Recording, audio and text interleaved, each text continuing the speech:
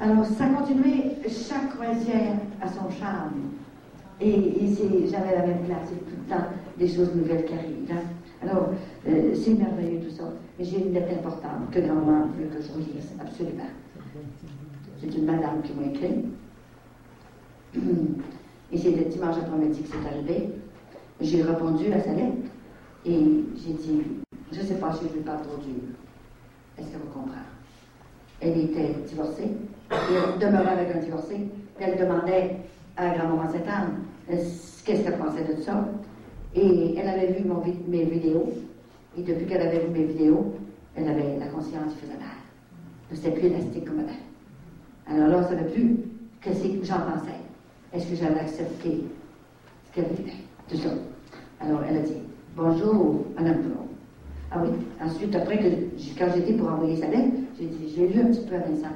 J'ai dit, tu penses que ça va être trop dur? Non, non, Vincent, oui, c'est parfait. Tu dis la vérité. Il dit, avec la vérité, c'est correct. J'arrive à mon bureau, il était 1h l'après-midi, 1h30. Grand-maman, elle a dit, c'est pas ça, recommencer. Elle ne comprendra pas. Ben, non, je ne sais pas qu'elle ne comprenne pas ça. C'est moi qui vais te dire, elle m'a engourdi jusqu'à 4h l'après-midi. De 1h à 4h. Elle m'a fait écrire 4 pages pour lui envoyer. Puis elle a dit maintenant, les enfants ne comprennent pas le message de Jésus.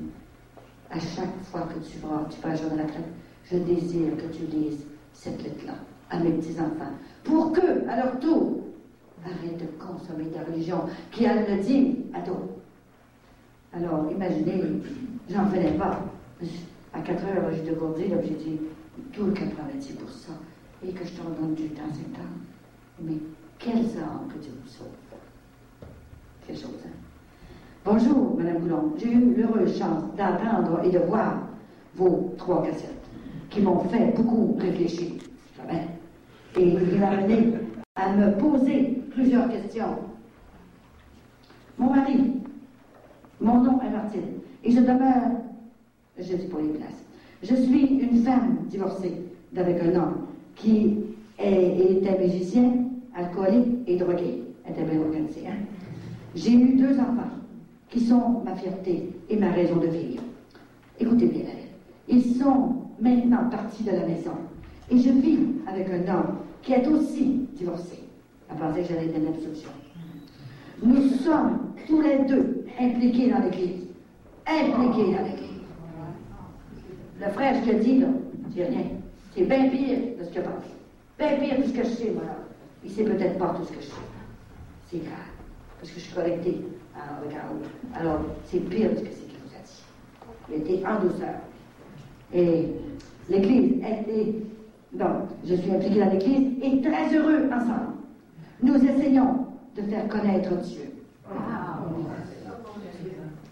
Voilà, hein? Je l'ai lu la première fois, je pleurais comme un enfant. Mon problème se situe au point de vue de notre union. C'est grand-maman qui l'a réveillé avec les vidéos. Grand-maman Sainte-Anne approuve-t-elle cette union de 2 divorcés? J'aimerais beaucoup connaître son opinion. Cet amour qui nous lie m'aide beaucoup à grandir et, c'est vrai, et à aimer la vie, sauf que j'aimerais tellement avoir l'accord de Dieu.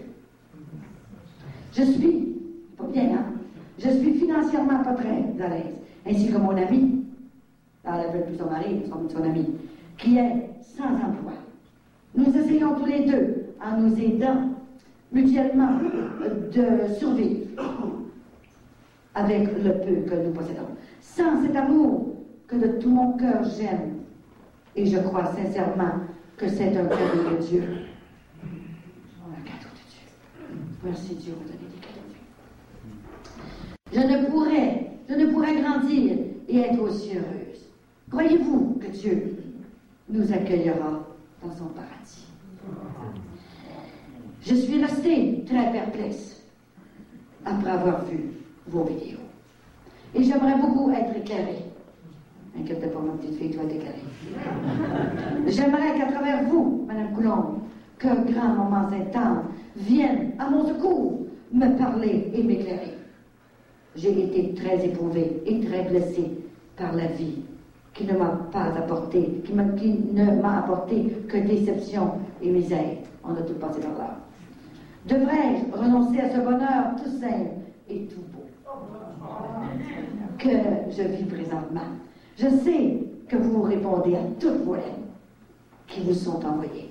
J'attends avec impatience votre réponse. Félicitations pour tout ce que vous faites. Je vous aime. Je ne sais pas, ça va m'aimer autant. Ça ne peut rien avoir que le bon Dieu m'aimera. Ça me dérange pas. Bon. Alors, grand-maman Satan m'a dit, maintenant, tu vas écrire cette lettre-là. Pas facile, 4 pages à la main. Je n'ai pas talent d'écrire à la machine, tu ne connais pas ça. Bon, je l'ai écrit, le 17, le 7. C'est pas vrai. Chère Martine, je suis sûre que grand-maman Satan, écoutez, fermez vos yeux là, puis écoutez, ça vient du ciel, ces paroles-là, ça vient pas de moi, vraiment du ciel. Demandez des grâces, qu'elle aille aussi réveiller vos enfants. Allez, cette lettre-là. Je suis sûre que grand-maman Satan veut vous aider. Elle a commencé à vous déranger dans votre conscience par cette mission. La mission dérange beaucoup, vous savez, dérange plus qu'on pense. Elle est venue unir les couples et non les séparer par le divorce qui n'est pas de Dieu. Jésus a dit, le mariage est indissoluble. Ce que Dieu a uni, que l'homme ne le sépare pas. C'est certain que nous ne sommes pas obligés de subir des actes de violence, de toutes sortes, de choses impossibles à endurer. Mais la séparation ou le divorce ne nous donne pas le droit de vivre avec une autre personne, même si la personne est libre, quand vous n'êtes pas libre. L'Évangile, c'est sérieux. Il faut la prendre, il faut la comprendre. C'est dans la vérité que vous obtiendrez la paix du cœur. Le grand message de Saint-Anne, c'est de reconduire ces petits-enfants dans le cœur du Père pour l'éternité.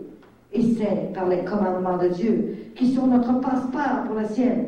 Les sacrements, surtout le pardon et l'Eucharistie. L'Eucharistie doit être reçue en état de grâce. La doctrine de l'Église de Jésus-Christ. Si elle est venue sur la terre, c'est que c'est grave. La société est malade. Les gens vivent avec le cancer de l'âme. Et c'est comme cela partout dans le monde. Les gens ont oublié tout ce qu'il faut faire pour aller au ciel. Même si vous avez souffert depuis votre tendre enfance, ce n'est pas une raison pour que vous viviez en concubinage. Pour être en loi avec le Seigneur et qu'il vous reçoive un jour dans son beau ciel, il faut que vous fassiez une démarche pour votre nullité de votre mariage. Jésus a dit, tout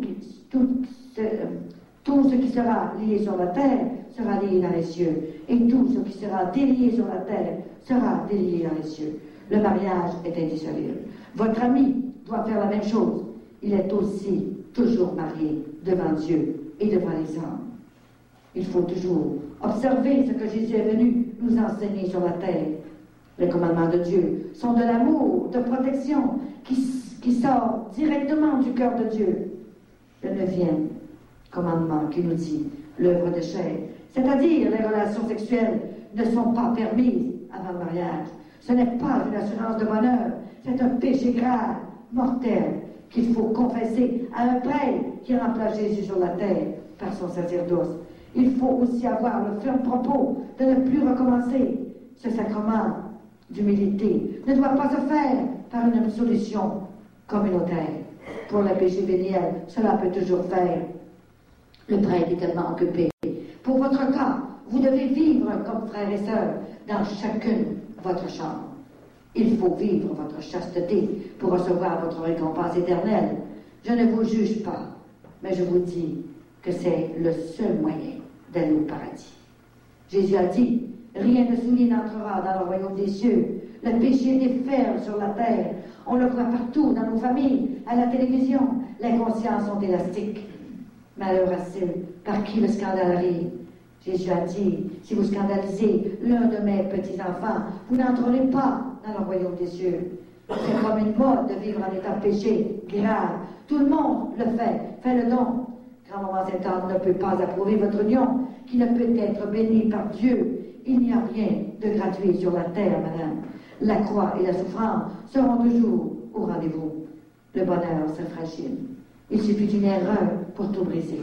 Dépêchez-vous de régulariser votre situation. Votre salut est important et c'est pour l'éternité. Je ne veux pas vous faire peur. C'est la vérité.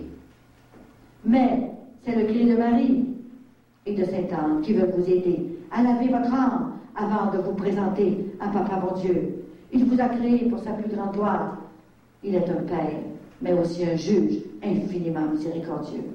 Vous me demandez si vous devez renoncer à ce bonheur tout beau que vous vivez présentement. Mais oui, ce bonheur est éphémère. Et l'éternité, c'est bien long, pour quelques moments de plaisir. Si je vous avais dit, vous êtes correct, continuez dans cette union, qui n'est pas le projet de Dieu, vous seriez déçus que je vous dise cela. Vous savez, c'est grand-maman 50 qui vous parle, avec toute sa tendresse, dans la vérité. Elle a permis que vous regardiez les vidéos pour que vous soyez touchés dans la grâce, dans la vérité. C'est un moyen qu'elle a choisi, et bien d'autres choses aussi. Elle ne pouvait pas me dire de bâtir une boîte. Il y en a une.